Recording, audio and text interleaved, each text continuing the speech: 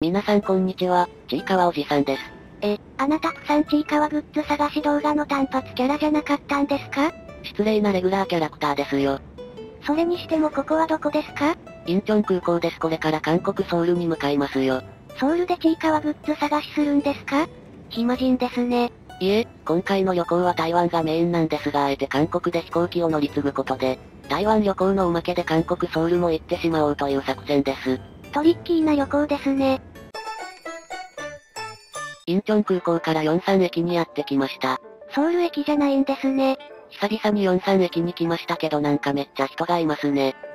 昔、ここら辺にドラゴンヒルスパっていう大阪のスパワールドみたいな雰囲気の、健康ランドがあってそこに一泊したことがありますね。また行くんですか？2019年に潰れたっぽいですね。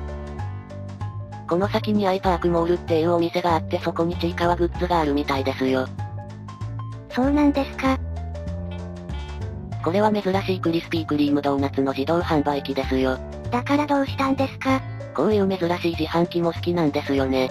ただ、日本で暴流行風で流行り出した汎用的に使える自販機はあまり燃えないんです。こういう専用デザイン、専用ギミックがある自販機良くないですか？わからん。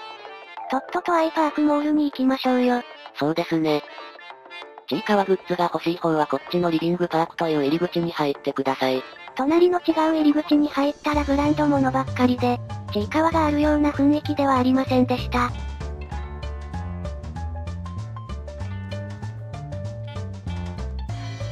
おお、アジアのカメラやって雰囲気がプンプンしますね。アイパークモールの高級感のある外観からガラッと変わりましたね。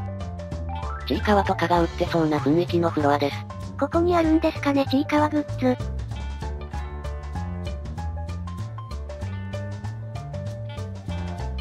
任天堂ショップみたいなのがありますよ。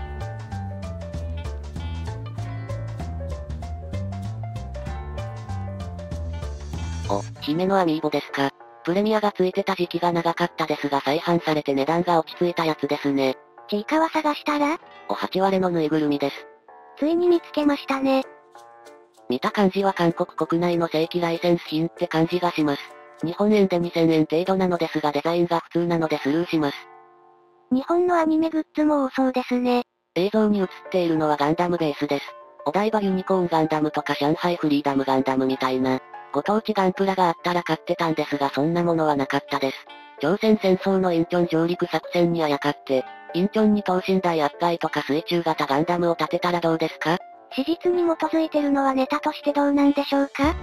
フロアの隅から隅まで歩いたのですが何も見つかりません。あとはこの謎のトンネルをくぐるしかありません。トンネルくぐっても行き止まりにしか見えませんが。あくそわかりづらいけど道が続いてる。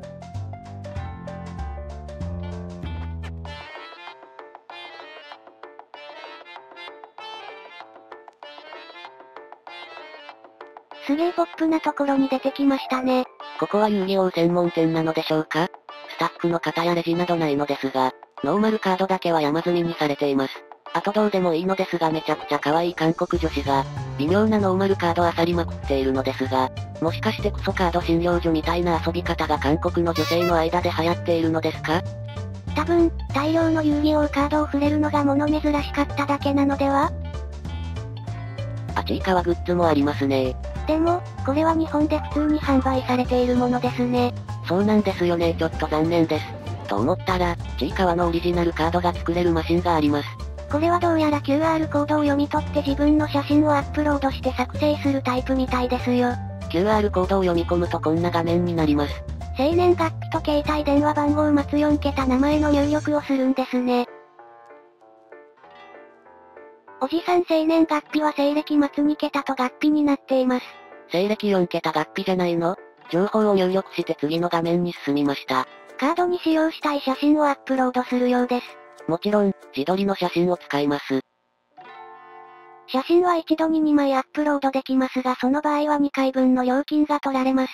自信がない人は1枚ずつやればいいな。マシンに先ほど登録した西暦末2桁と月日を入力するぞ。するとカード作成画面に移ります。ハングルだけど草むしり検定の免状デザインがあるな。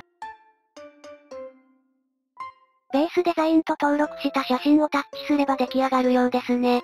デザインが決まって確定ボタンを押したら、機械にクレジットカードを挿してくださいって画面になります。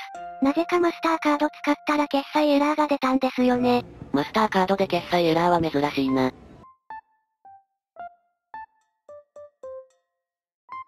こちらが出来上がった草むしり検定カードです。いいじゃないですか。しかも、このカード両面印刷で裏は8割になっていて、ちゃんと原作通りの草むしり検定の免状になっております。うさぎの免状も作ってみました。このカード、質感もかなり高くてクレジットカード並みに分厚いプラスチックカードになっています。それは嬉しいですね。すぐ横にちいかわデザインのネームシールが作れる機械もありました。ハングルのみですが気になる方はやってみてはいかがでしょうか。アイパークモール1階の本屋に来てみました。ちゃんとちいかわのポスターが貼られていますね。韓国版ちいかわの特装版が売られていますね。この3巻の特装版のおまけ韓国版はウサギのアクリルスタンドになっています。ちなみに日本版の特装版3巻の付録は不穏だと話題になったカルタです。韓国版特装版2巻のおまけはハングル版となっていますが日本と同じ作目語訓です。若者の街、ミョンドンにやってきました。ネオンが眩しいですね。ミョンドンに店を構えるスパオというお店です。雰囲気はユニクロ、GU みたいな感じの服屋さんです。ちいかわや長野先生とコラボしたアパレルが販売されていますので、ファンなら覗いてみてはいかがでしょうか。おじさんは買わなかったんですか？とても可愛いちいかわ総柄のパジャマとかですよ。ああ、それを着るのはやばいですね。こちらは似顔絵屋さんですね。かなり漫画っぽく描いてくれる似顔絵屋さんです。1回1000円くらいなので描いていただきました。どうですかね？ SNS とかのアイコン使いに描いていただくといいかもしれません。実物よりだいぶ塩っぽい感じがします。ミョンドンには権利を無視したアクセサリーショップがたくさんありますね。こういうところを探せばちいかわグッズありそうですね。こういう雑な造形のちいかわキーホルダーあったらいいな。ちいかわは見つかりませんね。あ、ちいかわありますよ。これは公式ライセンス品っぽい感じがします。公式ライセンス品よりも偽物の方が嬉しいかな。なんか偽物の方がちいかわの世界っぽい感じがしませんか？知らねえよ。あ、ポケモンカードだ。でもプサンが1000ウォンだったのにミョンドンは4000ウォンって4倍も高い。韓国版ポケカ買うならプサンの方が良さそうですね。ちいかわの偽物グッズを発見しました。これは偽物としてのクオリティが高いですね。このイラストの原本は2021年10月に公開された1枚絵ですね。ウサギもいるのにウサギは商品化されていないんですね。とりあえず買ってしまいました。偽物買っちゃダメでしょ。すみません。めちゃくちゃ背の低い CU があるので入ってみましょう。プサン旅行でちいかわグッズをよく見かけたコンビニチェーンですね。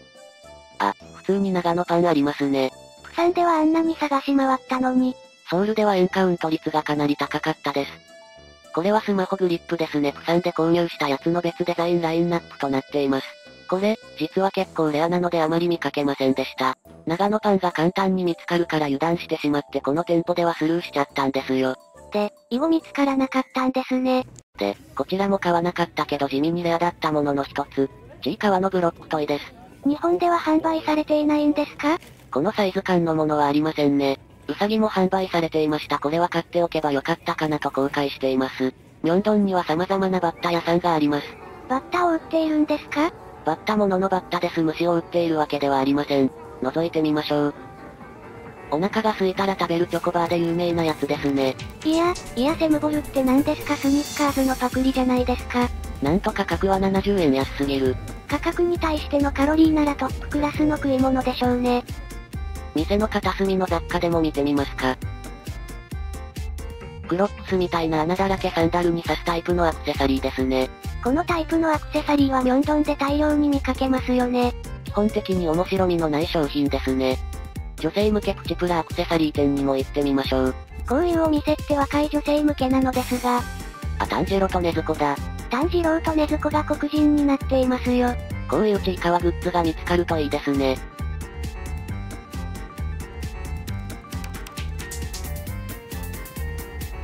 ちいかわのアクリルキーホルダーですね。パチモノにしても芸を感じませんね。先ほど、ウサギがないと言いましたがこのお店にはウサギがありますね。久々にがっつりミョンドンをうろうろしました。いかがでしたか？プチプラなアクセサリーや食品が色々あって退屈はしませんでした。多少、プサンと比べると割高感を感じる部分もありますが。ソウル価格ということで。やばいインチョン空港行きの終電を逃しそうです。逃すと明日早朝の台湾行き飛行機に乗れないかもしれない。急いでくださいよ。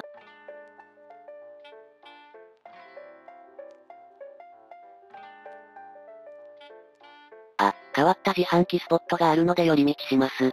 余裕があるのかないのか。これは最近、韓国のコンビニでよく見かける袋コーヒーの自販機ですね。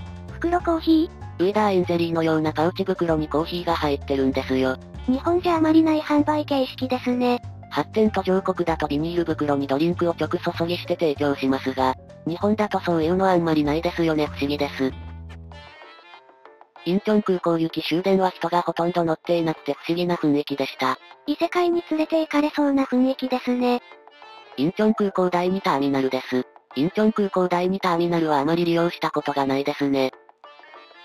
インチョン空港第2ターミナルのベンチはクッション入りでフラットなので寝やすそうですね。こういうのは嬉しいですね。空港の中にガチの木が生えてます。おしゃれですね。空港のセブンイレブンにちいかわのゆで卵がありますよ。シールもついていないガチのゆで卵ですね。こちらは醤油味の燻製うずらゆで卵です。こっちは食べやすそうですね。ステッカー類はついていませんが、おまけの類がついていなくても形状や味って作品に寄せることが多い日本って真面目ですよね。味はうまかったです。チェックインはしていないのですが搭乗チケットは手元にあるんですよ。搭乗時間4時間前ですが出国手続きできるかチャレンジしてみましょう。さすがに早すぎるんじゃ。普通に出国手続きできました。チェックインカウンターとか営業していないのにイミグレーションとかは仕事していました。インチョン空港の職員、真面目ですね。インチョン空港はでかくて設備が綺麗で好きなんですよね。深夜の大きい空港のトランジットゾーンの雰囲気も大好きなんですよ。だだっ広い近代的な空間に一人ぼっちってなかなか味わえませんからね。インチョン空港にはナップゾーンといって仮眠専用スペースがあります。朝になるまでここで仮眠しましょう。そりゃそうっすよ。どこか適当なところに寝転がって蝶を待ちましょう。インチョン空港第2ターミナルは久々になんですが建物内に木がめちゃくちゃ植えられていていいですね。素敵ですね。トランジットゾーンにコンビニがあったのでなんかアイスでも食べて寝ましょう。前々から気になっていた緑の雪見大福にします。